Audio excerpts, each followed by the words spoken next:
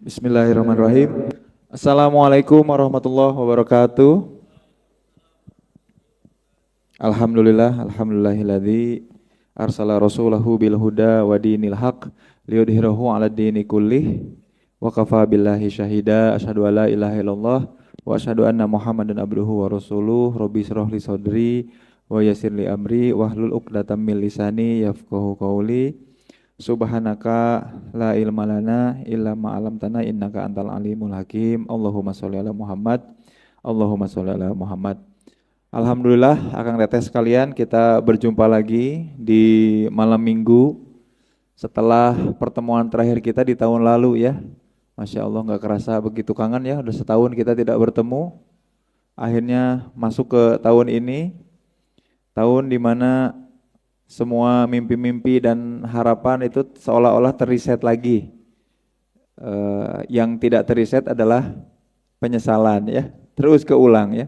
Kalau ekspektasi dan harapan itu biasanya kereset. Suka bisa ngulang dari nol, tapi penyesalan mah terus menghantui. Kenapa coba?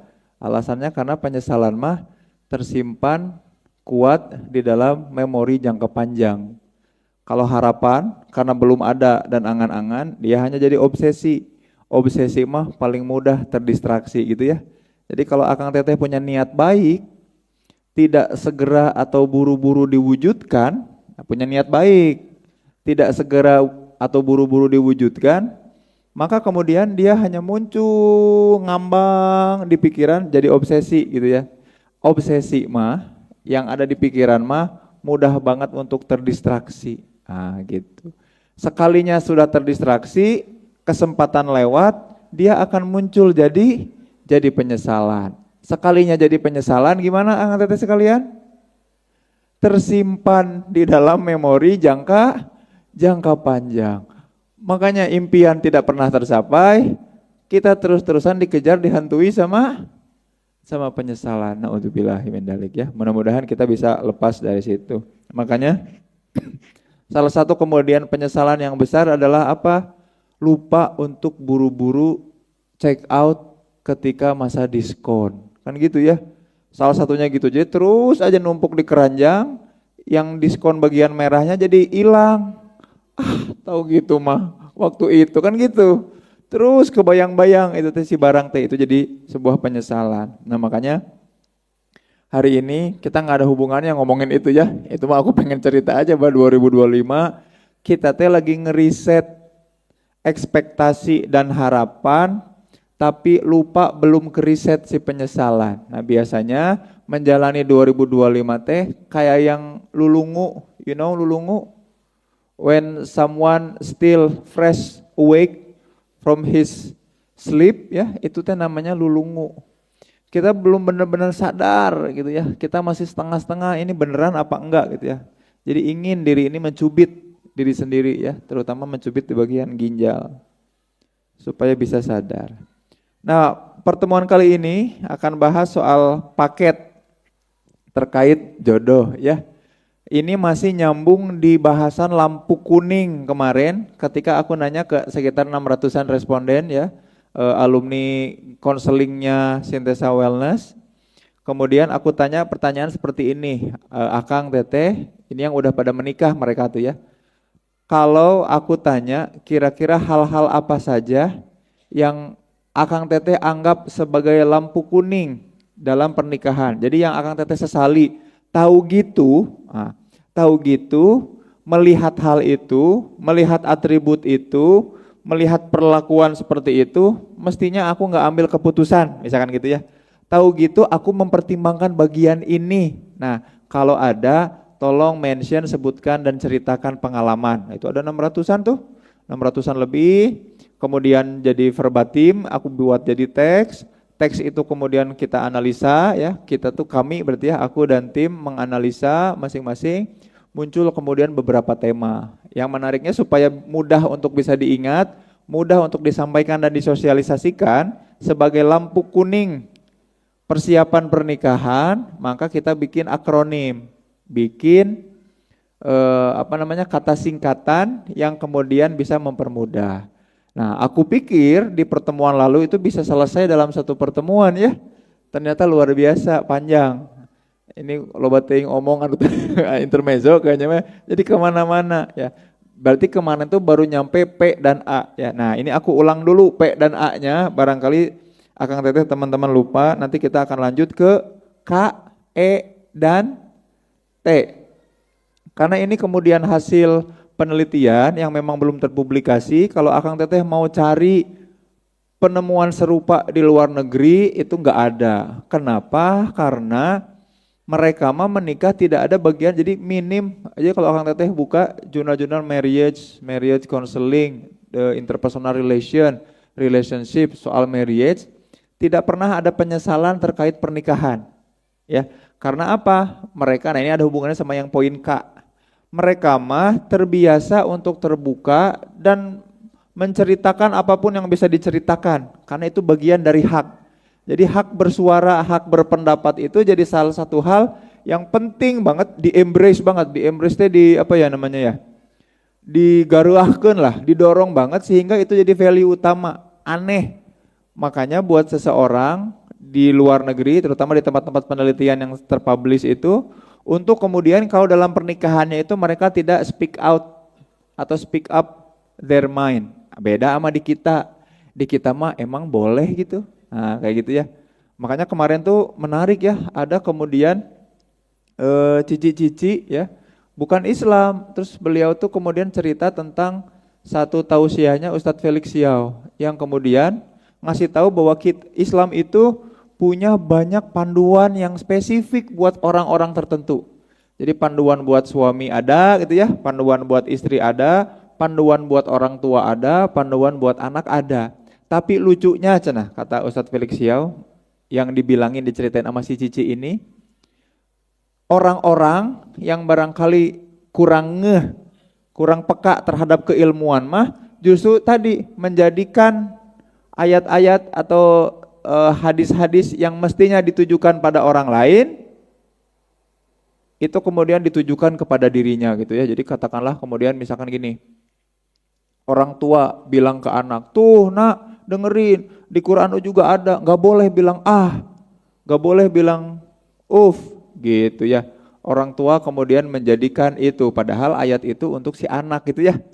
Betul gak? Bukan orang tua nuntut si anak. Kebayangnya sampai sini, kebayangnya? Nanti juga ada hadis-hadis dan di Quran juga tentang hak dan kewajiban suami dan istri. Itu tuh, jadi gini, itu tuh ayatnya atau suratnya atau hadisnya, kisahnya buat si suami, tapi dijadikan dasar oleh istri untuk menuntut. Nah kayak gitu tuh di kita mah. Nah itu yang kemudian jadi salah paham. Kita lupa sama koridor-koridornya. Bukan urusan kita kemudian menuntut hak kita terhadap apa yang mestinya dilakukan sama orang lain kan gitu ya. Nah ini yang kemudian jadi pembeda utama ketika menganalisa data ini. Yang kemudian ini teh jadi bahan banget buat ketika kita mengkonseling ya. Paket itu P yang pertama terutama adalah yang paling, ini urutannya itu berdasarkan akronim aja ya.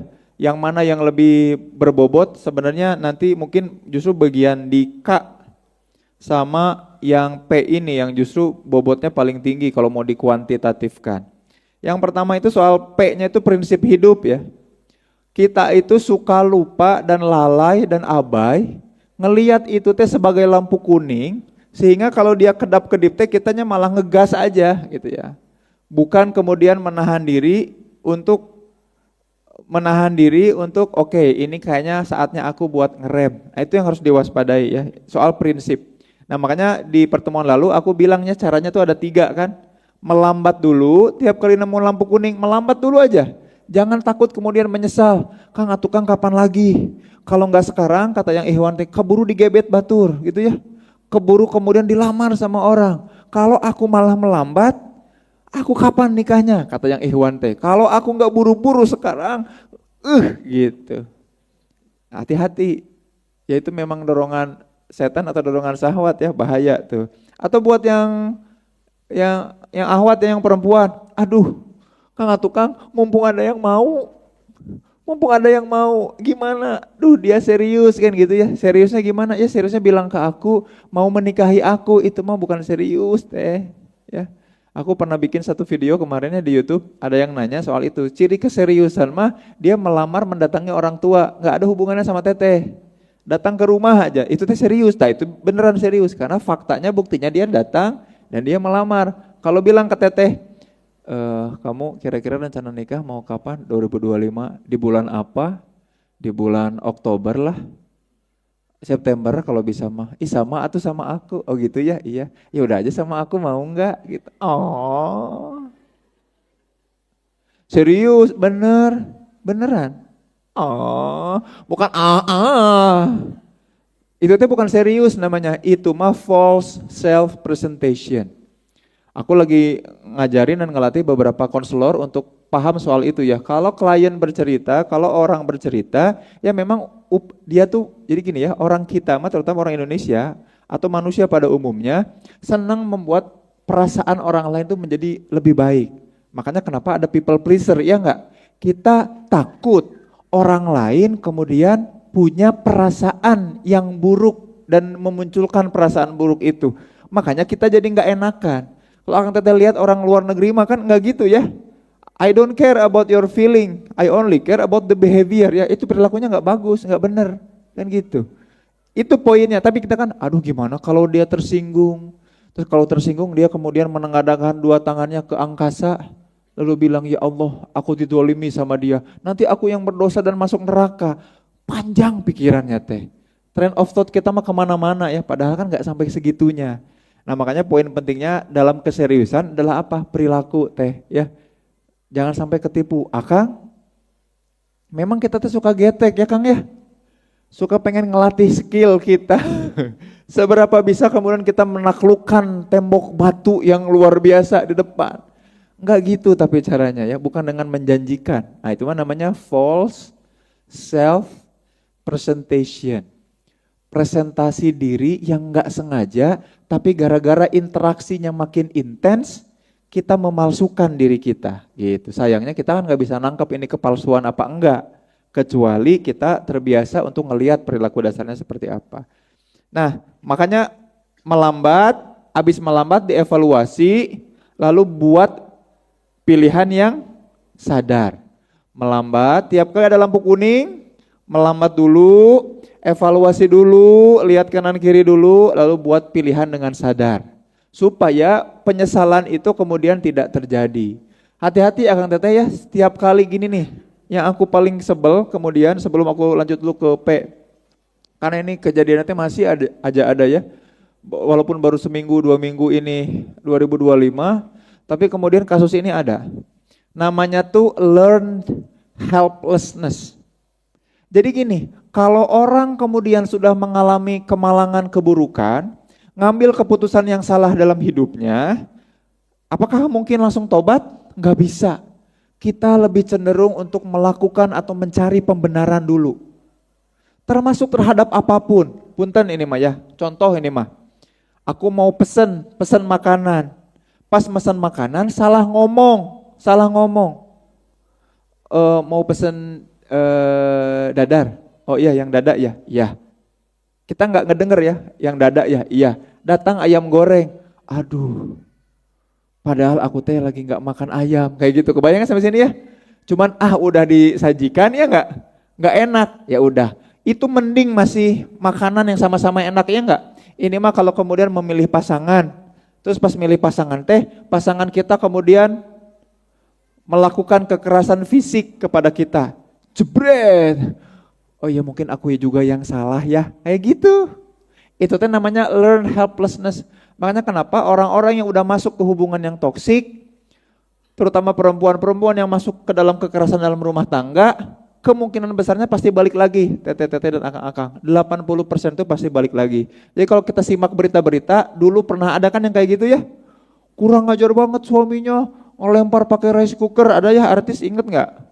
Artis, perempuannya artis, laki-lakinya juga artis. Si perempuannya dilempar pakai rice cooker, bapaknya tuh minta aku ngekonseling si artis perempuannya. Wah rame.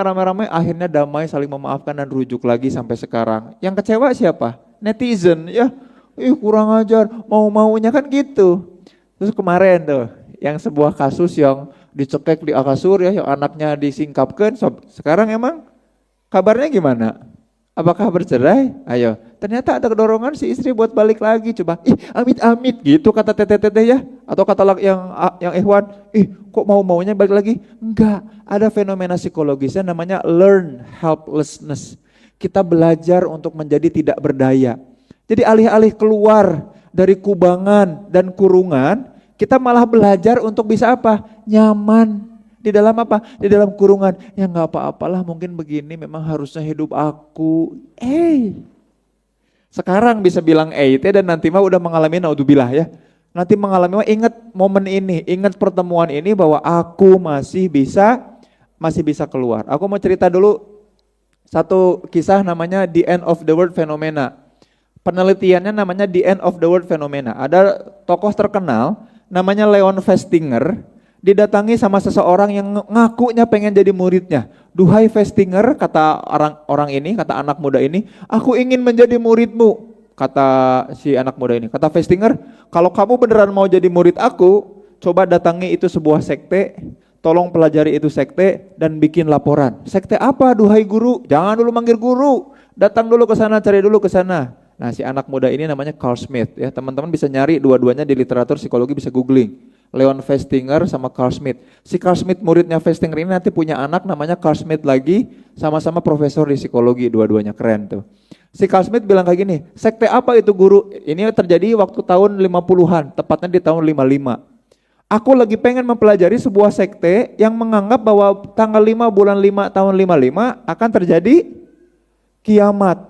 Tolong kamu datang ke sana, mingle ke sana, blend in ke sana, diakui di sana dan laporkan apa fenomena yang terjadi di situ, kata Leon Festinger teh.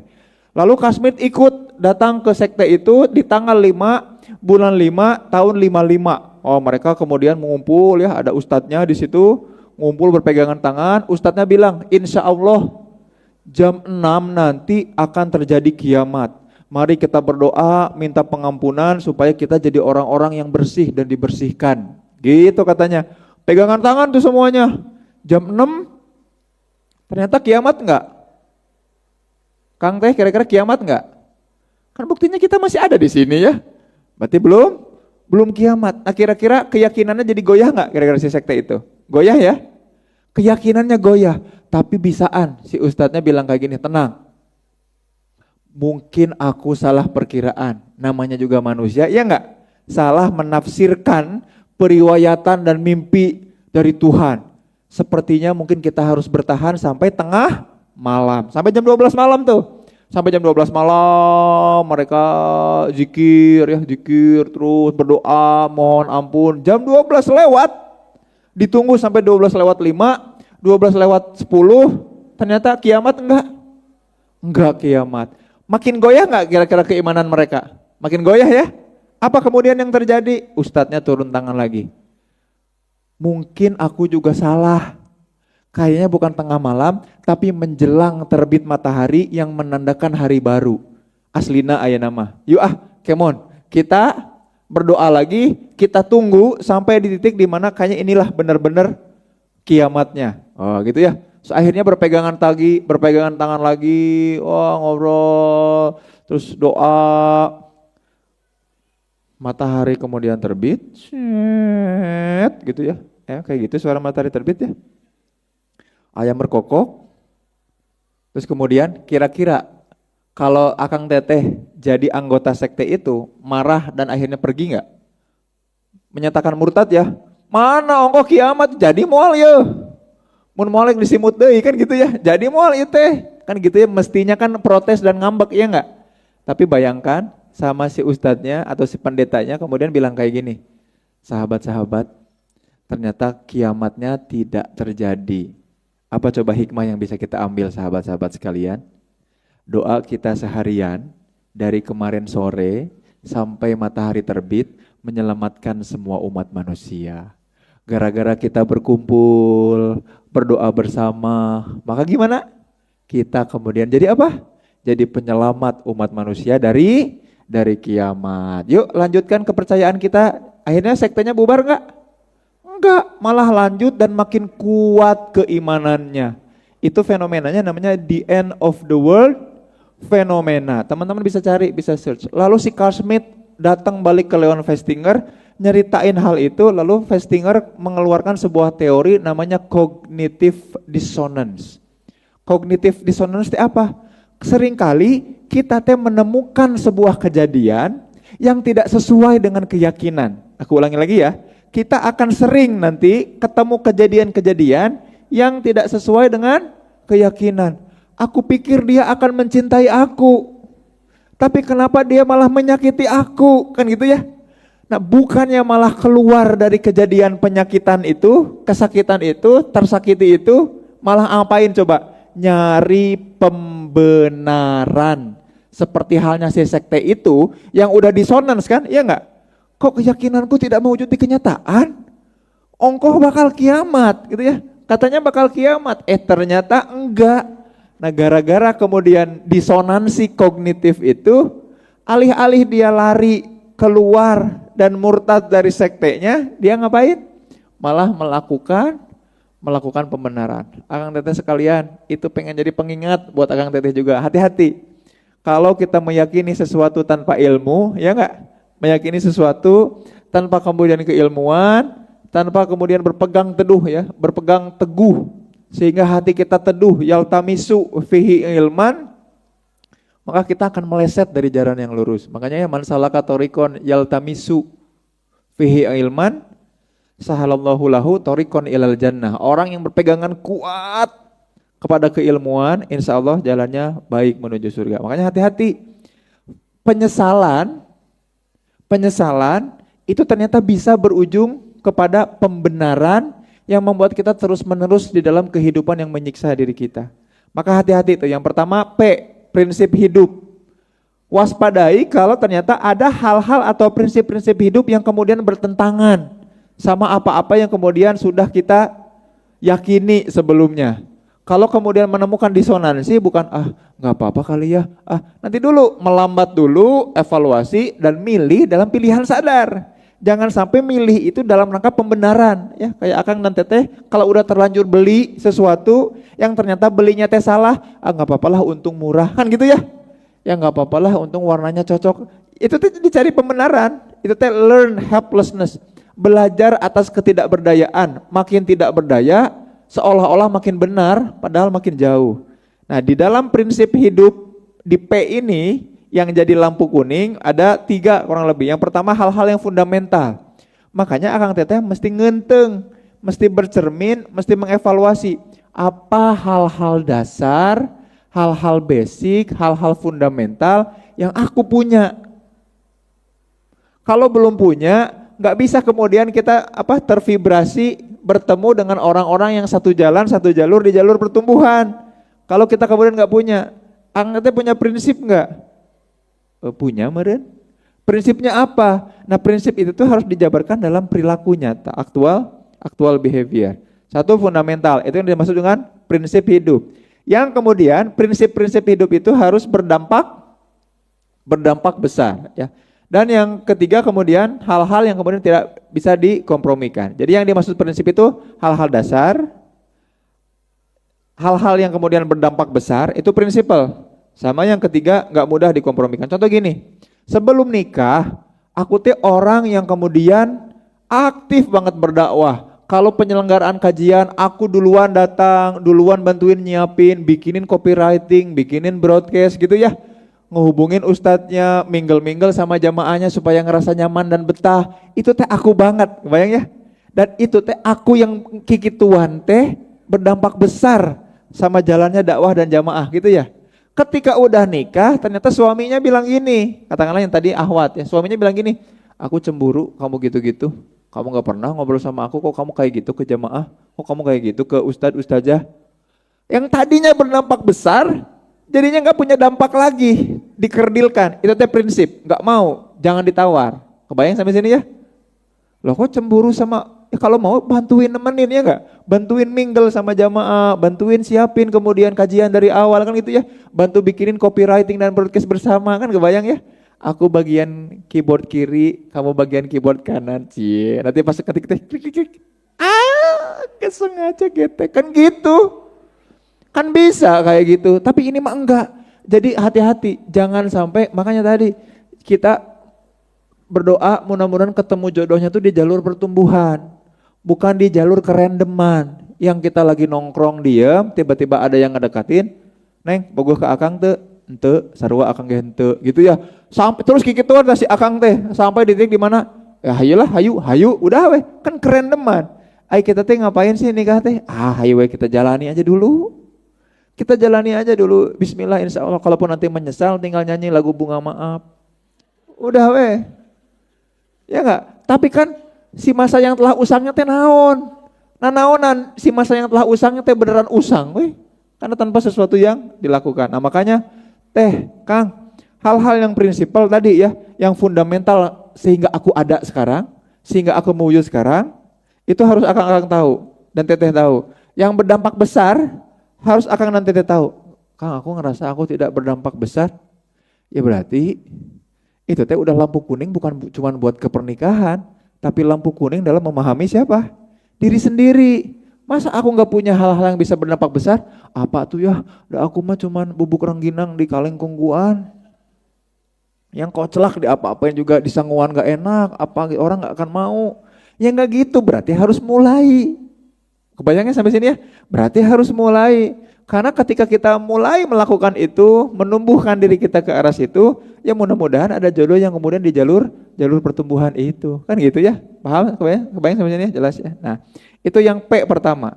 Kita masuk ke P yang kedua. P pertama paket, P prinsip hidup. A sekarang adalah akhlak yang meragukan. Nah, termasuk juga kita. Punten, ini aku balik lagi ke yang tadi.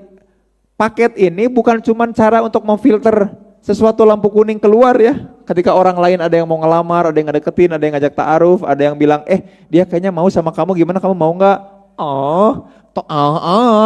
Langsung buru-buru pakai filternya. Bukan cuma ketika posting aja kita pakai filter, tapi ketika ngambil keputusan. A, itu akhlak yang meragukan. Salah satunya kita mesti concern terkait dengan ketidakterbukaan ya. Di pertemuan lalu teman-teman tinggal cek aja nanti di kolom deskripsi di bawah ya, link videonya. Kita udah bahas soal openness sama disclosure ya. Kalau Akang Teteh ingat, openness itu terbuka sampai semua orang tahu, keterbukaan. Openness. Kalau disclosure itu kita hanya membuka diri secara spesifik terhadap info-info yang spesifik juga hanya ke orang-orang yang terpilih. Aku nggak minta Akang Teteh untuk terbuka. Jadi semua orang tahu tentang rahasia, aib, buruknya Akang Teteh, baiknya, jagonya, kerennya. Bukan, aku nggak minta Akang Teteh buat openness. Tapi hal yang penting di akhlak yang tidak meragukan atau hal yang meragukan adalah ketika kita sama sekali tidak punya tempat untuk disclose. Naon eta teh disclose tadi? Ketika kita dengan sengaja Kang Teh sharing informasi yang bersifat pribadi sama orang yang sengaja kita pilih. Kang, bukankah yang penting itu sama Allah aja curhat mah? Ini ngaruh banget. Itu teh jadi lampu kuning banget. Itu yang mempermudah Akang Teteh terjebak, terjerembab di mana? Di jurang yang namanya learn helplessness tadi. Di jurang di mana Akang Teteh bilang, ya udahlah nggak apa-apa, aku mungkin rumah tanggaku hanya bisa bersabar aja gitu ya. Dan punten, ini mah punten, learn helplessness, coba cek jurnal-jurnalnya. Itu teh nular jadi karakteristik anak. Pernah lihat nggak orang tua yang bilang kayak gini ke anaknya? Nah, kamu milih suami yang bener ya. Nah, kamu milih istri yang bener ya. Jangan kayak mama, jangan kayak papa gitu ya. Emang anaknya bakal bener milihnya? Enggak. Oh mungkin ini takdir aku yang sama orang tuaku yang apa? Yang dijodohkan bertemu dengan orang-orang yang begitu. Enggak. Itu teh namanya learn helplessness. Makanya kalau Akang Teteh bilang, enggak Kang, aku enggak butuh orang lain, cukup curhat sama Allah aja. Harus ada ikhtiarnya. Nah, ikhtiarnya salah satunya adalah dengan sholat Isya dulu ya. Kita lanjutkan paket di sesi berikutnya setelah sholat Isya berjamaah. Hatur nuhun ya, wallahu a'lam bishawab. Assalamualaikum warahmatullahi wabarakatuh. Bismillahirrahmanirrahim. Assalamualaikum warahmatullahi wabarakatuh. Alhamdulillahilladzi khalaqal mauta wal hayata liyabluwakum ayyukum ahsanu amalan.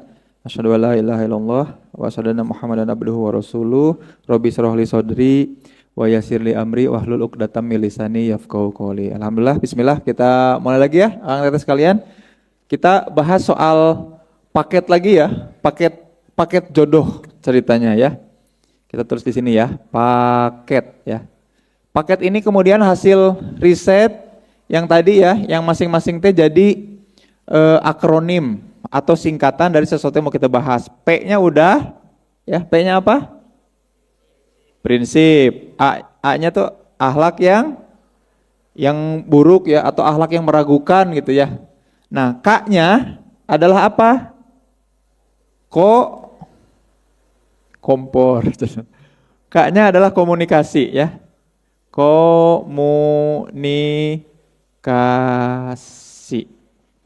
Nah, apakah komunikasi dulu atau yang lain dulu ya? Kita skip dulu komunikasi ya. Kita ke E dulu boleh ya? Karena komunikasi ini supaya nanti Akang Teteh ada simulasinya nih, mudah-mudahan cukup waktunya ya. E-nya itu adalah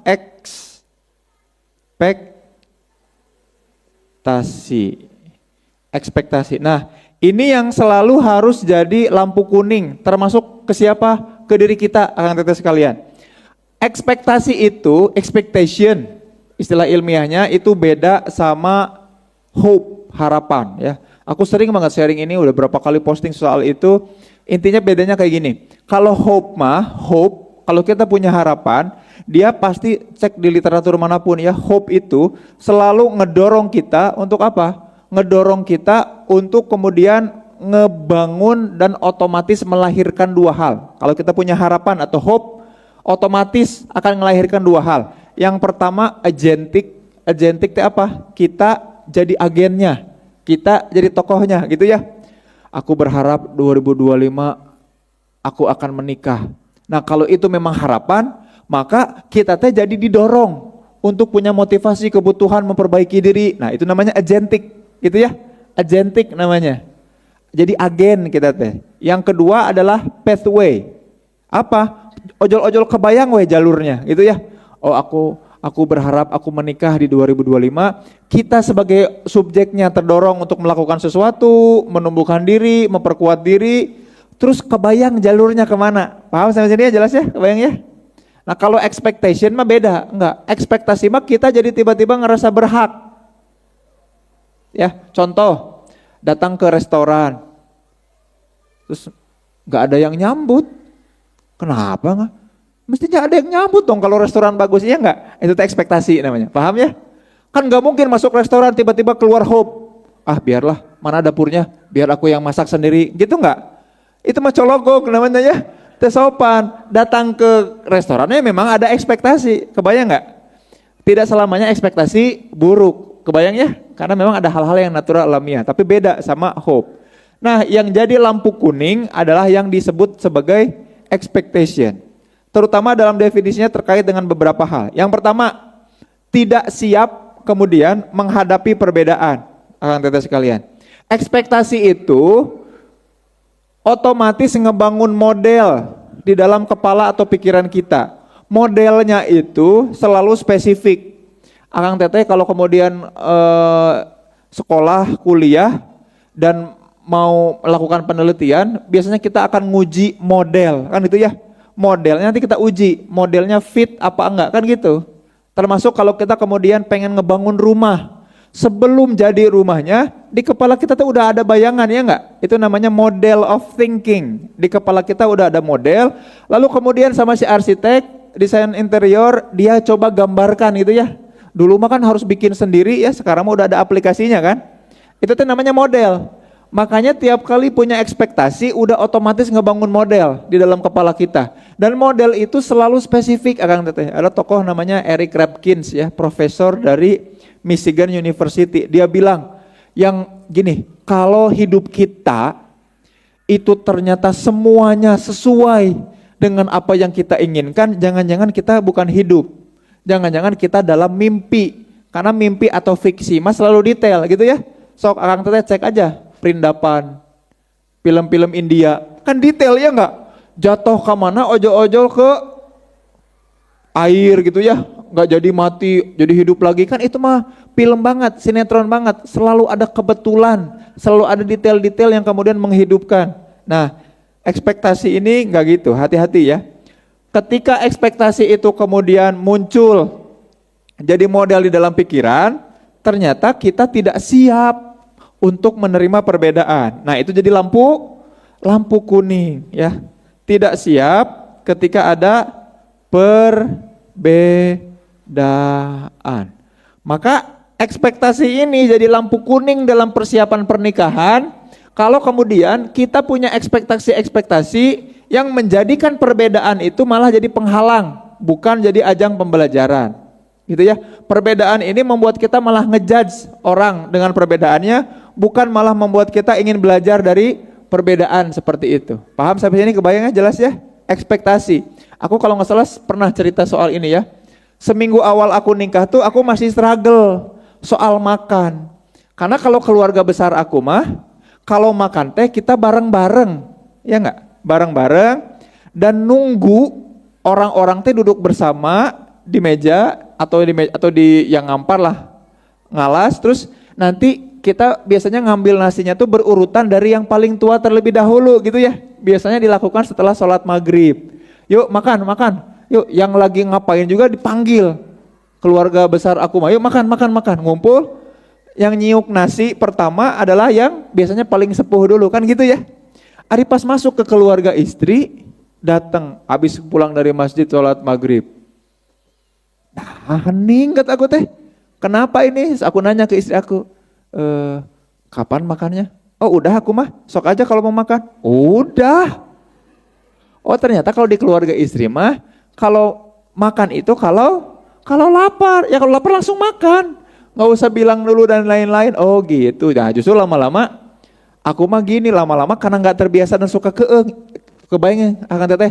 Karena model di pikirannya udah terbangun dari kebiasaan di masa lalu, maka tiap kali mau makan malam kesepian, iya nggak sih? Biasanya makan bersama-sama sambil keketawaan. Nah di situ aku bilang ke bapak mertua, Pak, abang mah pengen makannya bareng-bareng, boleh enggak? Oh gitu, iya. Biasanya si abah teh jam 5 makannya teh setengah 6, teruang. Pak tahan heula we ya, habis sholat maghrib mau nggak? Nah di situ kemudian muncul kebiasaan makan. Nah terus pas lagi makan teh ada lagi perbedaan lain. Perbedaan apa? Akang teteh, aku mah orangnya praktis pragmatis. Kalau makan itu kalau duduk sila di bawah ngampar, piringnya aku angkat. Jadi piring yang mendekati mulut. Jadi aku makannya kayak gini. Ternyata keluarga istri yang kayak gini teh nggak sopan. Makanya kemudian bapak mertua nanya, "Ai abang teh aslinya orang mana? Orang Sumatera?" Sunda. Nah, atuh makannya gitu. Perasaan nggak pernah ada yang protes selama aku hidup ya, sampai menikah. Kok ini mah protes kayak gitu ya? Hal-hal kayak gitu teh nanti teh akan banyak ditemukan, Kang. Teh di mana? Di pernikahan teh akan banyak ditemukan. Nah, jadi kalau keluarga istri mah makan teh piring di bawah, tangan yang ngambil ke piring, lalu itulah yang mendekati. Pahami sampai sini ya? Jadi kalau duduk di kursi, si piring itu di meja dikahandapkeun. Nyantu atuh, ya maksudnya di meja gitu, tapi nggak diangkat pakai tangan. Nyokapnya yang piring di bawah kieu, dahar kieu. Kemana tuh gaya kan enggak ya? Kang teh, yang kecil-kecil sepele itu akan banyak ditemukan ketika menikah. Maka kalau dalam persiapan pernikah, lampu kuning ini nggak terdeteksi, ada yang salah berarti sama diri kita, paham ya? Kalau kita nggak bisa menoleransi sedikit aja perbedaan, kebayang sampai sini ya? Kita datang ke kafe favorit kita, tempat kita nongkrong chill, gitu ya? Pas datang, kenapa kursinya digeser 23 derajat? Udah nggak asik lagi tempat ini mah, aduh itu teh lampu kuning buat kita. Nggak siap berarti akan menghadapi perbedaan-perbedaan ketika apa? Ketika menikah, gitu ya. Maka ini juga bisa dijadikan salah satu pertanyaan ketika diperantarai sama seseorang yang sedang kita ta'arufi gitu ya. Tolong pang nanyain, ada hal-hal nggak yang harus apa kayak gitu. Pokoknya kalau lagi makan nasi timbel, si mentimun tuh jumlahnya harus ganjil, misalkan gitu. Dan kajeun teu makan dah kalau nggak ganjil mah gitu. Itu pirage bonteng atuh. Pirage bonteng. Nah yang kayak gitu-gitu teh hati-hati. Sekarang mah enaknya kita ketawain, Kang teh punten, nanti mah di dalam pernikahan hal-hal gitu teh bikin bolong dan lubang. Itu tadi Kenapa aku selalu jadikan contoh itu? Karena awal-awal pernikahan aku ngerasa kesepian. Biasanya makan bareng sama keluarga besar, aku ngegodain sepupu, ya enggak? Ngegodain nenek, ngegodain yang lain, digodain hiji-hiji gitu ya. Terus biasa ngomong-ngomong jorok di situ supaya pada geuleuh pas lagi makan teh menghilangkan nafsu. Pokoknya yang serikeun we, seneng. Hari ini tiba-tiba makan sendiri coba. Ngambil nasi sendiri, culang cileng, yang lain sibuk, ada yang tilawah, ada yang nonton TV. Makan kan enggak enak gitu ya. Yang kayak gitu teh salah satunya gara-gara apa? Yang bikin gak enak apa? Apakah makannya? Bukan. Ekspektasi yang terbangun sehingga kita kesulitan ketika mendapati perbedaan. Itu jadi lampu kuning, Akang teteh sekalian, ya. Hati-hati. Lampu kuning yang kedua soal ekspektasi itu adalah berharap semua hal itu akan mudah. Everything is easy. Hati-hati. Allah gampang lah. Artinya apa coba? Menggampangkan, hati-hati. Tidak well prepare. Punten, Akang teteh, mungkin Akang teteh sangat berpengalaman di satu bidang spesifik tertentu. Oke. Tapi kalau Akang teteh nyampe di titik di mana aku jadi mudah menggampangkan sesuatu, kalem aja, santuy weh, gitu ya. Kan value kita bersama ya, mager and santuy, ya enggak? Jangan kita jadikan skuy. Sudah tidak ada lagi mager and santuy, skuy. Yuk, gitu ya. Ini teh ngaruh banget. Udahlah kalem aja lah. Kudu riweuh meni asal lebay, enggak, justru kalau udah nikah mah Kang teh aduh. Masih berduaan aja banyak hal yang harus well prepare. Apalagi anak satu. Apalagi anak kedua. Apalagi anak tiga. Komo anaconda, udah berat weh teman. Karena orai. Tapi intinya adalah Akang teteh hati-hati. Kalau sampai sekarang berharap punya ekspektasi atau gini, punya mindset bahwa kehidupan yang kujalani mudah, tenang aja. Kalau kelak nanti akan mudah, itu mindset yang jadi lampu kuning. Kita kalau take it easy bagus. Kita bikin diri tenang untuk mengatasi sesuatu, itu namanya take it easy. Tapi kalau punya mindset, everything is easy, itu yang salah, paham ya? Kalau take it easy itu namanya calmness, itu bagus. Oke, take it easy, calm down, itu dalam rangka calmness tuh. Aku tulis di buku aku ya, saat tenang di dunia yang sibuk tuh, tentang calmness. Tapi kalau menganggap semua itu mudah, cuman gitu doang, mudah. Nah biasanya yang paling mudah terjerumus kikituan teh adalah lelaki nih, akang-akang yang mudah menggampangkan sesuatu. Makanya buat teteh itu jadi lampu kuning, jadi bahan pertanyaan. Karena yang laki-laki sering banget mengalami fenomena psikologi namanya hindsight bias. HINDSIGHT bias. Hindsight bias. Nu kitu hungkul mah orang oge bisa atuh. Pas nyobain enggak bisa. Pernah gak kita ngelihat sesuatu yang katingalina teh gampang? Eta teh namanya teh hindsight bias. Pirage gitu. Cuman gitu doang. Itu teh hati-hati. Itu yang membuat jadi bagian ya paket nih ekspektasi yang membuat kita jadi lampu kuning. Hati-hati, entong ngagampangkeun. Juga bukan berarti kita harus membuat sesuatu itu serba sulit, ya enggak ya. Yang ketiganya adalah yang dimaksud ekspektasi realistis itu adalah tidak pernah melibatkan emosi. Ya, itu yang salah. Emosi tidak dilibatkan. Ya. Emang harus melibatkan emosi gitu Kang segala sesuatu? Jawabannya iya. We make meaning. We create meaning through emotion. Asik, yuk ulang ya. We create meaning through emotion. Emosi teh bukan berarti marah-marah Akang teteh. Emosi teh berarti kita menyadari respon kita terhadap sesuatu. Ada yang pika geleuheun, ya respon aja dengan pika geleuheun. Kebayang ya aku geuleuh sama kamu. respon itu dengan kejijian wajah, kan ada ngedelek dan lain-lainnya. Itu teh emosi namanya. Kita senang dikasih barang, dikasih hadiah, kita senang dipersilahkan duluan untuk melakukan sesuatu, kita senang. Itu teh namanya respon terhadap perlakuan, itu teh namanya emosi. Maka jangan pernah kita kemudian memendam, menekan, menahan respon sesuatu karena takut orang lain kegeeran, karena nggak enak sama orang lain, karena takut aku dianggap lebay. Nah, hal itu teh ngaruh ke bagian soal ekspektasi. Karena kemudian nanti merusak cara kita berinteraksi sama calon pasangan, sama pasangan di masa depan ketika pernikahan. Emotionless itu bahaya ya. Oh iya, aku lupa ya. Aku harus nulis dulu di atasnya nih. Yang tadi kita pelajari sebelum Isya itu ada kata namanya learn apa? Helplessness. Kang teh pelis pisan ya, punten banget ini bantu kita semua ya dan orang-orang di sekitar kita.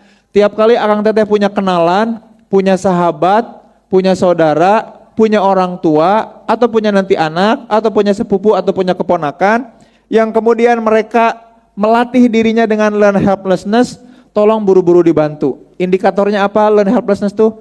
Ngomong ya udahlah. Tiap kali ada orang di sekitar kita atau kita ngomong ya udahlah, hop dulu. Tadi gimana rumusnya yang 3 itu? Melambat, evaluasi, lalu bikin pilihan sadar. Gak boleh kita nyebut ya udahlah. Ya udahlah itu proses kita untuk learn helplessness. Ya udahlah, mau gimana lagi? Ya udahlah, terserah kamu aja. Enggak boleh ya udahlah. Yuk pilih dengan sadar yang nanti ke depannya tanpa penyesalan. Paham sampai sini ya? Jelasnya kebayang ya? Ini kuncinya nih. Kunci paket ini supaya beneran nyampe si paket jodohnya nih. Salah satunya hindarkan dari learn helplessness ya. Kita lanjut lagi ya. E-nya emosi. Sekarang masuk ke T. T itu apa? Ini seru nih. T itu artinya apa? Tekanan. Tekanan dari luar ya. Yang jadi lampu kuning adalah kalau kita kemudian mudah tertekan atau menjadikan beban atas sesuatu yang kemudian di luar diri kita. Itu perlu kita cek, Akang teteh sekalian. Karena definisi WHO soal stres adalah apa? Kejadian atau pengalaman yang kita rasa sebagai apa? Sebagai beban atau tidak menyenangkan. Aku ulangi ya, pelan-pelan ya. Definisi WHO soal stres itu adalah kejadian atau pengalaman yang kita rasa sebagai apa? Sebagai beban atau hal yang tidak menyenangkan. Bahkan terhadap hal yang sepele kita bisa stres, betul ya? Contoh, kita lagi enak-enak duduk, posisi enak duduk, diminta geser sama orang lain. Kejadian bergeser itu dirasa sebagai keadaan yang tidak nyaman, itu stres bukan? Stres. Itu tekanan bukan? Tekanan. Kalau kita nggak pernah menyadari, lalu kalau istilah WHO adalah mengcoping namanya, coping stres. Kalau kita kemudian lari dari stres itu, menghindari atau menekan, tadi disuruh geser, sebenarnya beban geser, sok sini duduk. Ya udahlah, mau gimana lagi? Nah gitu ya. Itu kan ya udahlah tuh berarti diabaikan tuh. Nggak melibatkan emosi lagi.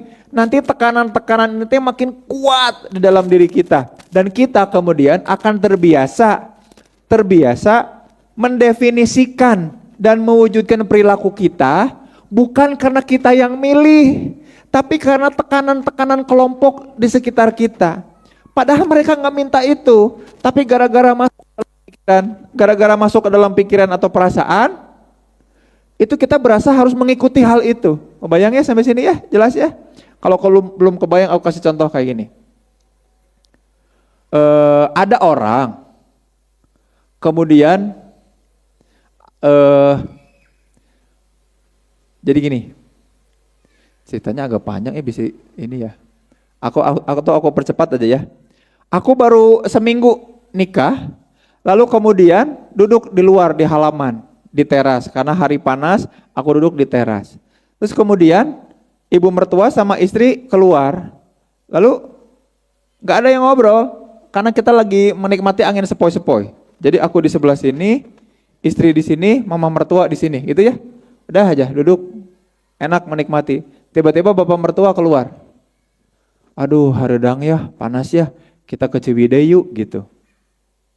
Mah, ke Ciwidey yuk, diem aja. Mah, ke Ciwidey yuk, diem aja. Mah, ke Ciwidey yuk.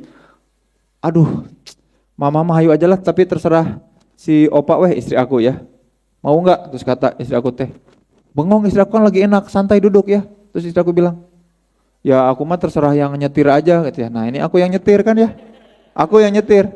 Kira-kira aku bakal bilang apa teman-teman? Ingat baru berapa lama di situ?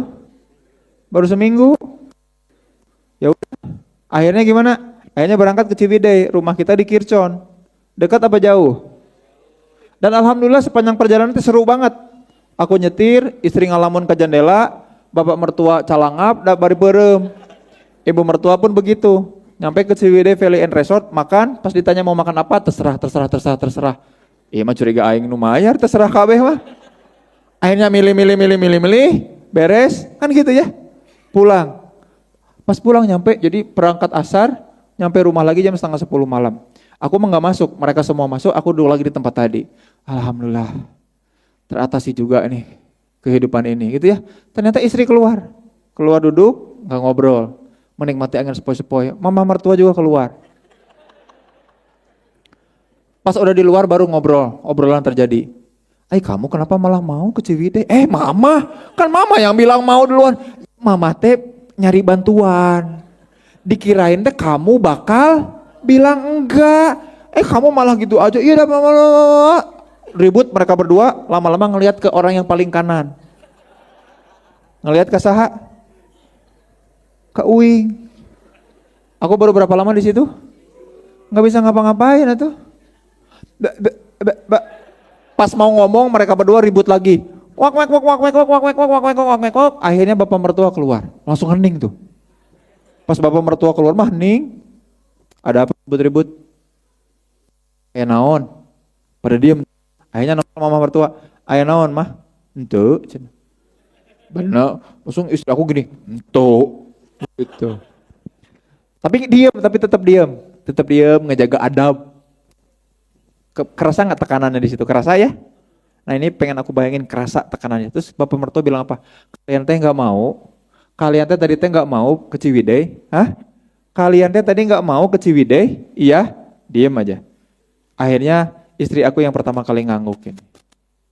Oh nggak mau? Kenapa bukan bilang? Bapak juga tadi cuma basa-basi. Sebenarnya bapak mau apa enggak? Bapak juga sebenarnya nggak mau, cuman karena suasana di luar hening, nggak ada yang mau ngobrol, ya nggak? Basa-basi aja enaknya kalau panas-panas gini ke Ciwidey, ya nggak mah? Itu teh basa-basi padahal. Makanya penting ya untuk disclose, paham ya? Nanti penting buat bagian Kak nih komunikasi. Hati-hati menangkap informasi. Di antara 4 orang tadi, sekeluarga tadi, ada nggak yang kira-kira mau ke Ciwidey? Jangan-jangan kemacetan liburan kita yang banyak itu, orang-orang teh sebenarnya tidak sepakat untuk berangkat, tapi khawatir menyakiti hati orang lain, jadinya kita semua berangkat ke sana. Aku mah bisa apa atuh di situ masih bubuk rengginang ya enggak? Atau bubuk energen lah aku disucan-sucan ditinyu. Diletak kagok kurang semeg kan gitu ya. Istri aku juga bukannya ngomong nggak enak mungkin ke mamahnya nggak enak kan gitu ya. Iya aja ayu. Mamahnya nggak enak ke suaminya nanti nurunin otoritas suami di hadapan menantu kan gitu. Semua nggak enakan. Tekanan itu ditekan bukan diekspresikan. Nah itulah yang dimaksud dengan tekanan dari luar. Jangan sampai keputusan-keputusan kehidupan kita itu kemudian dipengaruhi sama tekanan luar. Kisah yang sama seperti itu terjadi pada sahabat aku akan sekalian. Sahabat aku hari Minggunya mau nikah, malam Jumat bilang kayak gini, Zen Kak Imah lah orang hayang curhat ya, aya naon? Hayang curhat, oke, wah pasti dia ngomongin rumah tangga seru gitu ya. Aku datang ke rumahnya terus dia bilang apa? Sebenarnya orang tuh bogoh, kasih cewek ini teh, ngan orang karunya, kasihan. Kenapa kasihan? Dia tampak mencintai aku banget. orang tuanya udah baik banget, setuju sama kita. Orang tua aku pun kayaknya berekspektasi banyak sama siapa? Sama si perempuan dan keluarganya ini. Aku gak bisa apa-apa gitu katanya. Aku gak bisa ngasih saran apa-apa, hari Minggu udah mau nikah, itu malam Jumat. Dan itu malam Jumat loh. Akhirnya aku pulang aja. Hari Sabtu aku diundang sama si pihak perempuannya, karena perempuannya juga aku kenal deket ya. Zen bantuin aku lah kesini lah gini, oke katanya. Terus lagi ngeberesin sesuatu, si perempuannya bilang kayak gini. Zen sebenarnya aku teh gimana ya, bingung nih mau ngomongnya. Cuman kayaknya teh aku masih belum ada rasa sama dia teh. Sekarang teh aku teh masih ragu. Terus aku teh pura-pura beberes gitu. Masih ragu. Aku omongin aja gitu ya yang soal malam Jumat ya. Aduh tapi nanti malah nggak jadi. Aduh, coba orang isukan di hire ya, nanti bayaran aku nggak dapet kan gitu ya. Pokoknya mah hese di dia tekanan dari luar. Terus dia cerita lagi, cuman nggak enak, keluarganya udah baik banget sama aku. Dianya tuh gimana ya, sangat protektif. Aku aman dan nyaman sama dia. Tapi aku nggak bisa bohong, masih belum ada rasa di sini. Aduh, sih kumaha tuh gitu ya. Udah bawe. Aku antep tah. Biarin besoknya nikah, alhamdulillah. Gitu. Pas makan siang, bapak dari pihak laki-laki kan karena aku sering nginep di rumah sahabat aku yang cowok. Si bapaknya bilang, "Zen ke dia tuh, menitan ngobrol, udah lama gak ngobrol ya." Meni lama, oh gitu ya Pak. Lihatnya pada bahagia gitu ya. Iya Pak ya. Sebenarnya bapak teh kurang sreg. Cuman mereka tuh terlihat sangat saling mencintai. Terus keluarga pihak perempuan juga baik-baik aja lah. Bismillah we bapak mah.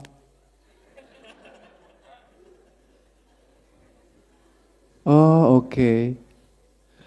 Terus kataku teh, mudah-mudahan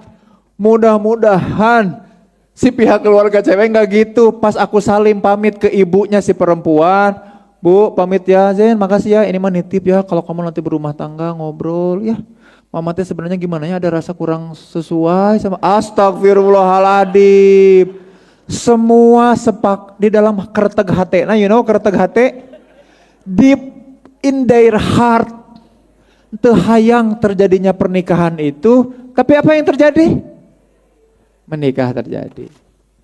Gitu. Tapi beberapa tahun kemudian aku ketemu lagi sama mereka.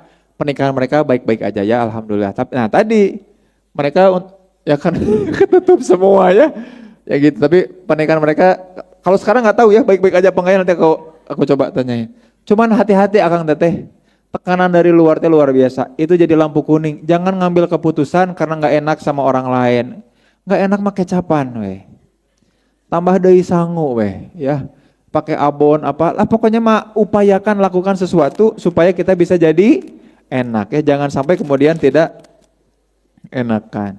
Itu tekanan dari luar, dan orientasi kita tuh karena tadi ya berharap pengakuan dari orang lain dan lain-lain. Nah sekarang kita masuk ke komunikasi ya. K ini adalah komunikasi yang buruk, hati-hati. Yang buruk. Salah satu cirinya adalah terbata-bata. Terbata-bata, bukan terbata-bata buat bangunan ya, tapi sulit untuk mengungkapkan, sulit untuk mengungkap pesan, sulit ngasih pesan. Tak orang Sunda tuh yang sering kayak gitu tuh ya, akang teteh sekalian. Eta pang nyokotkeun taeun eta. Naon eta anu taeun teh dengan anu paranti taeun. Itu kalau kalian masih kayak gitu, kalau kita masih gitu, kita harus benerin cara kita menyampaikan pesan ya. Makanya akang teteh punten, nulis teh penting. Kalau ngomong mah kita suka nggak kerasa kan? Kan kita nggak pernah ada nggak akang teteh yang yang suka menonton kembali video rekamannya? Ada nggak? Merekam diri sendiri lagi ngomong, terus nonton kembali, ada? Kalau ada, insya Allah itu tidak gila, bagus. Tapi lebih bagus lagi ditambah menuliskan. Karena struktur berpikir nggak kelihatan kalau lagi ngomong mah. Struktur berpikir hanya bisa terlihat dalam bentuk teks. Karena kalau ada orangnya, kalau ada gesturnya, kita terdistraksi sama penyampaian orangnya yang nonverbal. Tapi kalau nulis dan baca teks, kita akan benar ya. Makanya aku suka nonton video aku sendiri. Oh, karena dalam rangka penyampaian ya, supaya lebih efektif, supaya ente ngayayai, supaya nggak kemana-mana. Nah ini tuh penting nih ngelatih ini. Melatih kemampuan untuk menyampaikan pesan. Apa Kang yang dilatih? Dua, konten dan konteks. Ingin ngasih tahu orang, juga harus ngasih tahu konteksnya apa. Intinya apa, tapi konteks yang membuat inti itu bisa nanjlep makjlep itu apa? Konten dan konteks ya. Aku nggak suka nyetrika. Bukan bilang nggak. Oh ya udah nggak, kamu mah orangnya nggak suka nyetrika. Bukan, kasih tahu dulu konteksnya. Aku kalau nyetrika itu suka kesel dan jadinya aku ngerasa nyetrika itu not my passion. Bahkan jadi part of reducing my emotion. Kenapa? Karena aku mah tiap nyetrika aku geser ke kanan, anu dia kusut. Aku balikin ke dia, anu iya kusut. Jadi I'm sorry but I'm not Iron Man. Walaupun aku bukan Iron Man, but I love you 3000. Yeah. Kontennya intinya mah apa? Intinya nggak bisa nyetrika, tapi tolong kasih konteks supaya orang lain paham. Jelas ya sampai situ ya? Kan kita mah nggak gitu. Papa, pokoknya mah aku pengen nikah sama dia. Pokoknya pengen sama dia, itu kan konten. Bener ya? Itu kan substansi atau konten. Kasih konteks dulu. Ketika aku datang melamar, itu kemudian aku sampaikan ke bapak mertuanya, aku gak punya apa-apa. Kerjaan pasti belum ada. Pokoknya mah gak punya apa-apa. Terus kamu punya apa? Nah, substansinya kan gak punya apa-apa. Tapi pengen ngelamar. Makanya aku share di situ adalah portofolio. Kebiasaan keseharian. Aku punya kebiasaan ini yang kalau dilatih, dibantu, disupport sama mama mertua gitu ya, dibantu sama bapak mertua, maka aku akan jadi begitu.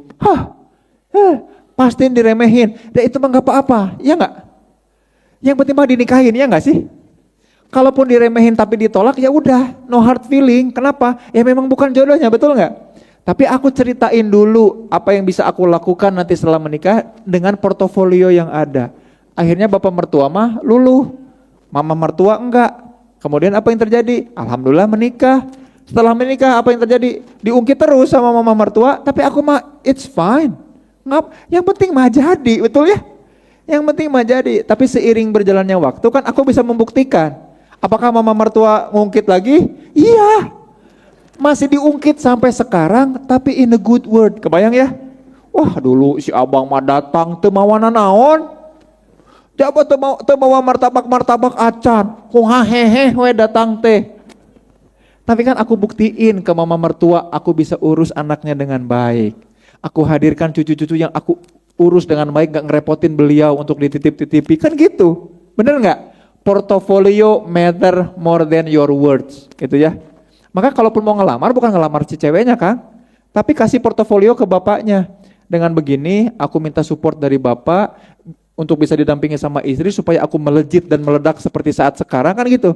Makanya suka ditanya aku teh, kata sama bapak mertua suka dibilang gini, Bang nuhun ya, hatur nuhun ya, udah begini udah. Enggak nuhun, aku yang nuhun sedari awal bapak dan mama udah percaya sama aku.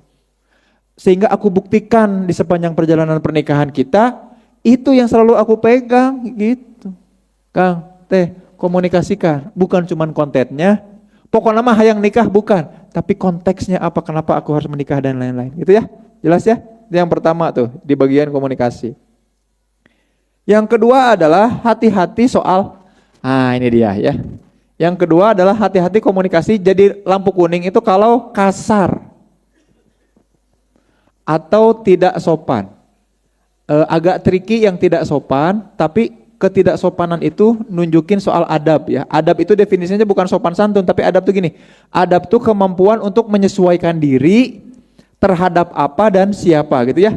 Maka kita kemudian perlu terbiasa luwes ngobrol sama orang lain dan proper dan juga appropriate kata-kata yang dipilihnya. Akang teteh tahu nggak? Seolah-olah sekarang aku teh orangnya sangat ekstrovert gitu ya. Sangat fluent dalam berbicara. So kalau ngobrol satu one on one mah ya, aku sama Akang katanya ngobrol, udah pasti riku dan canggung. Aku bingung mau ngomong apa. Aku tiba-tiba ceramah. Kalau ngomong berduaan sama aku pasti bingung. Nah cuman di tengah kebingungan itu aku latih untuk apa? Untuk nanya sesuatu, untuk building konteks yang membuat orang yang ngobrol sama aku nyaman. Punten, kita kayak tadi di awal, learn helplessness, terbiasa ngebangun alasan kayak si Festinger tadi, ya enggak? Punten ya, aku mah nggak bisa ngobrol, dah aku mah dari kecil juga gini, aku mah introvert, gitu. Dah aku mah kayak gini apa adanya, kamu mau nerima aku apa enggak? Bukan, nggak gitu, nggak boleh. Nah itu teh berarti udah learn helplessness. Aku mah gini apa adanya, aku mah tinggal nunggu aja siapa yang bisa nerima aku. Nu nerima. Tugas kita justru tadi, perbedaan-perbedaan yang ada, kita kelola dan kita bertumbuh bersama itu. Tahu nggak Akang Teteh, apa yang kita ributkan, kami ributkan di dalam rumah tangga coba? Nerima tamu. Aku suka bingung kalau ada tamu datang. Istri aku bilang, aku seumur hidup nggak pernah nerima tamu.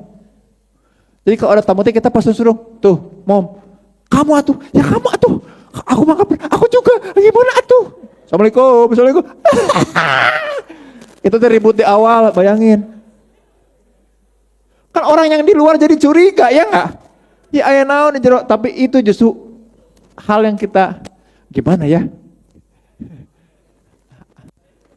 Kan gini kita tuh, kayak gini gesernya. Ada apa? Nah dari situ kayaknya aku bilang ke istri, "Mom, bisa kita harus mulai belajar, berlatih." Lama-lama kita mah luwes aja. Bukan berarti kita sama-sama introvert dua-duanya. Kalau Akang Teteh ketemu istri aku, pendiam, kelihatannya anggun gitu ya. Tapi mau nggak mau udah harus ngobrol atau ya. Kan ke restoran juga kita harus mesen, ya nggak? Nggak mungkin duduk diam nunggu gini. Nah, nu nanya itu, beneran nu nanya itu rek mesen naon kan gitu ya? Nggak, kan kita juga perlu ngomong. Maka punten, ketidaksopanan itu dalam artian bisakah kita kemudian mengungkapkan sesuatu yang proper, kan gitu ya? Makanya ada meme yang lucu geningan, ada video reels yang lucu atau di TikTok yang lucu. Lagi dicukur, tahu nggak? Ada orang lagi dicukur, aduh aku nggak bisa basa-basi. Terus akhirnya nanya kata cukurnya, kerjanya apa mas? Nggak sepupu aing teh cukuran. Tak itu teh contoh ketidaksopanan, not proper. Jelas ya? Paham sampai sini, kebayang ya? Nah, cuman cek lagi, Kang teh punten. Kasar itu dalam artian adalah, kalau buat kita ini mah ya, kalau ke orang lain mungkin bisa kelihatan dari verbalnya, tapi kita gini, apakah di dalam pikiran kita punya dorongan untuk mengumpat atau berkata kasar? Kalau latah kan sesuatu yang gak bisa kita kendalikan ya, ini mah kita dorongannya teh bawaannya teh gak kuat gitu, pengen ngomong sesuatu, tapir, badak bercula misalkan gitu ya. Nah hal itu teh gak kuat kita lakukan, berarti ada hal yang mesti kita beresin, yaitu cara atau pola kita kemudian berkomunikasi sehari-hari. Nah itu yang buru-buru diberesin dulu. Itu teh lampu kuning buat siapa? Buat kita sendiri. Contoh, ini mah bahkan lagi sendiri aja. Bego. Itu teh udah kasar. Ke siapa? Ke diri sendiri. Punten, itu teh udah gejala awal non-suicidal self-injury. Itu teh gangguan mental. Yang ringan itu teh. Belegog aing mah. Itu teh bahkan ke diri sendiri. Itu teh lampu kuning. Kalau kita kemudian ketemu orang yang suka menghumpat dan menghardik diri sendiri, literally pakai kata-kata yang kasar, itu teh udah kuningnya kuning banget lah, udah kuning pekatnya, hampir red flag lah. Kalau kita yang begitu, Kang teh punten mendingan buru-buru ke psikolog, ke konselor. Sharing aja. Aku asa eueuh masalah, datang we kege aya masalah masuk. Jadi ada. Nah, makanya nanti ngaruh ke yang P dan A ya. Ada hal-hal prinsipal sama akhlak-akhlak yang jangan-jangan kita tekan. Karena nggak biasa kita disclose. Teh Kang punten, akang-akang terutama lelaki tidak bercerita pret lah. Rasul juga butuh malaikat Jibril, bahkan sampai sempat depresi di Sirah tuh Rasul sempat, mana ini Jibril, kok gak ada wahyu terus, ada apa? Gara-gara Rasul kemudian menjanjikan, mana kamu katanya Rasul, mana ada wahyu? Tenang, ada. Mana? Sampai kemudian ditanya tiap hari sama Abu Jahal didatangi, malaikat Jibril gak datang-datang aja. Ya, saya mau pakai resek ya. Ya, malaikat Jibril gak datang-datang aja. wah kredibilitas atau turun kan jatuh ya enggak? Sampai kemudian turun surat di Al-Kahfi ya kalau nggak salah ya. Surat terkait dengan wala takunu kalladzina nasullaha ansahum anfusahum. Wala takunu, dan janganlah bukan. Itu mah Al-Asr ya. Wala takulana lisaiin fa'ilun dzalika ghadan. Dan janganlah aku bilang, ini sesungguhnya aku fa'ilun akan melakukan hal itu ghadan, esok hari ya. Nawa itu sauma godin, esok hari. Illa ayasha Allah, kecuali bilang insya Allah. Tadi gituin Rasul juga ditegur gara-gara bilang ya tenang ya tenang. Tapi itu artinya Rasul teh butuh curhat ke makhluk. Akang teteh juga butuh. Jadi jangan bilang bahwa lelaki tidak bercerita, tiba-tiba karena laki-laki tidak bercerita, laki-laki mah langsung ngacak-ngacak spiteng. Kalau perempuan motongan bonteng.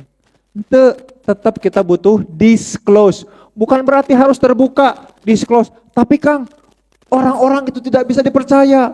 Aku punya teman, dia malah ember. Ya tuh babaturan yang ember atau yang jelema. Ya, tinggal pilih lagi orang lain, gak usah menyesali apa yang sudah kita lakukan. Maka komunikasi nomor 2 penting. Kang teh, kalau ada kekasaran, ada dorongan kita untuk mengumpat, menghardik, bahkan diri kita sendiri, itu teh artinya ada banyak yang kemudian ditekan dalam diri kita. Ya. Terakhir, ada 2 lagi. Komunikasi yang buruk itu indikatornya adalah sulit mendengarkan, sulit fokus ketika mendengarkan, dan suka motong, apalagi sampai suka adu nasib. Itu ciri komunikasi yang buruk. Allah, aku juga, itu, jangan seperti itu, aku malah lebih parah. Nah itu teh berarti apa? Hal itu teh berarti kita teh punya kebiasaan yang kurang baik di komunikasi. Harus diapain? Harus segera dibenerin, dibenahi. Harus buru-buru yang bagian K-nya mah. Jadi kalau kemarin itu kita bobot secara kuantitatif, karena ini kan kualitatif ya, analisis datanya. Kalau dibobot secara kuantitatif, yang beneran bisa kuning banget dan red flag itu kalau di komunikasi tadi. Kalau komunikasi ini nggak sejalur, searah, bahaya Kang Teteh. Bahaya itu bukan buat ngenilai orang lain ya Kang Teh, tapi buat kita sendiri. Kalau kemudian kita terbata-bata, kasar, dan ketiga mendengarkannya tidak fokus, suka motong, bahaya. Sesepele apapun omongan orang, walaupun kita udah tahu endingnya seperti apa, makanya yuk latihannya sama siapa coba? Latihan ngobrol ngedengerin orang tua ya, gerontologi atau geriatri itu ilmu tentang orang tua. Orang tua itu akan ngomong sesuatu yang sama tiap hari terus menerus. Kita jangan kesel, latih itu. Itu tuh cara kita melatih kesabaran, kemampuan kita mendengar. Bahkan di cerita yang sama, aku bisa dapat insight yang berbeda. Makanya almarhum nenek aku kan senang sama aku, kenapa? Karena aku mah gak pernah bilang kayak gini, udah itu mah udah pernah diceritain yang lain kek. Enggak, tapi oh gitu ya. Terus Nin ngapain? Ulu karunya teuing. Itu teh ngelatih ini komunikasi supaya proper, supaya sopan juga ya. Jangan sepelekan hal-hal begitu. Justru kalau motong, tidak antusias ketika mendengarkan, gimana kita bisa mendengarkan apa-apa yang disampaikan sama pasangan kita kelak. Itu lampu kuning banget. Itu mah red flag lah, bukan lampu kuning lagi, red flag ya. Itu yang ketiganya, betul ya. Yang terakhir adalah, ketika konflik, bagaimana cara mengomunikasikan konfliknya? Apakah defensif, terutama nyari kambing hitam? Ya abis ininya gitu sih, ya abis kamunya gak ngingetin sih, ya kamu gak lihat sih keadaan di lapangan kayak gimana, emang kalau kamu jadi aku, emang kamu bisa gitu? Nah itu nyerang balik, itu defensif banget. Ketika terjadinya konflik itu apa? Perebutan sesuatu, resource katakanlah. Ketika terjadi ketidaksepahaman, bukannya malah kemudian sibuk mendengarkan, lalu berargumen dengan perilaku yang kayak aku tadi, portofolio gitu ya. Walaupun gak punya apa-apa, gak gitu, akui aja. Aku memang belum punya apa-apa mah, tapi aku selama ini udah mengusahakan gini. Kalau sendirian, kayaknya bakal mentok. Kalau kemudian didampingi istri, apalagi didoakan sama mertua yang soleh, kayak mama dan bapak gitu. Saayanya, itu teh latihan loh, aku teh ngomong itu sambil gempur, basah telapak tangan. Duh gak apa-apa lah, bismillah lah, kalaupun gak diterima. Ya Allah, kalau ternyata dia itu jodoh orang, aku juga orang ya Allah. Jodoh kan angger ke aku. Kayak gitu, kita harus leken dan tekun di situ ya. Nah, defensif hati-hati. Kalau kita masih defensif, seleng weh tiap kali ada debat atau argumen, nyari-nyari pembenaran atau balik menyalahkan, hati-hati nanti di pernikahan itu megawat. Gaslighting itu datangnya dari situ. Gaslighting itu aku yang benar, aku yang minta maaf. Gara-gara kemudian dibalik-balik dimanipulasi dan itu bahaya. Komunikasi itu ngaruh ke situ ya. Defensif dan gini ya, bukan silent treatment namanya kan teteh ya kalau di dalam pernikahan mah atau persiapan pernikahan mah ada yang namanya stone walling. Stone batu walling, batu tembok dari batu, stone walling namanya. Kalau silent treatment mah itu mah treatment. Kita memang sengaja mendiamkan. Kalau stone walling mah nambleg jika batu. Kalau ada apa-apa teh nggak mau ngomong. Kalau kesel teh malah diem nggak mau ngomong. Punten, Kang Teteh, kalau punya riwayat seperti itu tobat. Karena nanti jadi treatment buat pasangan dan jadi treatment buat anak, bahaya. Jangan stone walling. Kalau silent treatment mah memang lebih jahat. Gimana caranya? Dia diem ke kita, tapi dibalik kita melakukan sesuatu yang kemudian membuat orang itu ngerasa bersalah dan harus ngomong sama kita tapi sengaja kita diam, itu namanya silent treatment.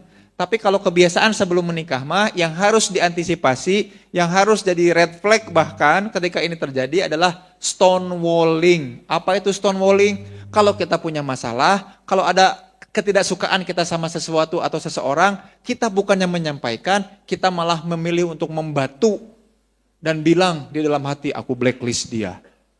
Aku tidak akan biarkan dia punya akses terhadap diriku.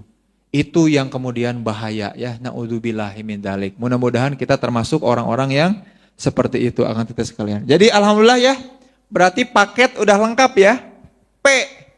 Hati-hati waspadai soal prinsipal. Akang teteh harus punya prinsipal. Hal fundamental berdampak besar. Sama apa tadi? Satu lagi. Yang tidak bisa dikompromikan ya. Akhlak yang meragukan. Ngomongin soal terbuka, ngomongin soal relasi yang tidak baik atau bermasalah, sama ngomongin simpati, empati, dan spons emosi. Komunikasi yang buruk, ini nih tadi ya, kita ngomongin soal sulit menyampaikan pesan, terbata-bata, ya, yang kedua mendengarkan gak fokus, kasar dan tidak sopan, dan yang keempat adalah defensif. Itu mah di bagian komunikasi ini mah bukan lagi lampu kuning ya, tapi red flag ya. Kalau ekspektasi, hati-hati sama ekspektasi yang dibangun di kepala. Jangan sampai kemudian kita menganggap perbedaan itu sebuah hal yang buruk. Everything is not easy, ya, tapi harus dilakukan. Makanya ini nih terakhir aja ya. Everything is easy itu gini. Jangan ngegampangin. Lah gitu doang ngambek, enggak. Aku tuh punya prinsip sama istri tuh kalau ada masalah sepele pun kalau mau kita gedein aja, konflikin. Supaya apa? Supaya kita nggak punya mindset gitu doang kamu marah. Hah? Dalam hal sepele kamu marah? Enggak. Yuk marah dalam hal sepele. Supaya kita benerin juga dengan kesepelean ini. Bahwa apapun yang sepele menurutmu besar buat aku. Itu ya. Aku enggak mau jadi orang yang membuat kamu tuh merasa kerdil dan sepele. Aku ingin kamu selalu besar di mataku. Gitu. Mudah-mudahan kita berpasangan dan berjodoh sama orang yang seperti itu. Yang selalu membesar-besarkan masalah. Supaya masalah ini bisa kita selesaikan dan work it out together forever. Hatur nuhun, sudah malam juga ya. Sampai jumpa di pertemuan lain selanjutnya. Assalamualaikum warahmatullahi wabarakatuh. Waalaikumsalam warahmatullahi wabarakatuh. Syukran.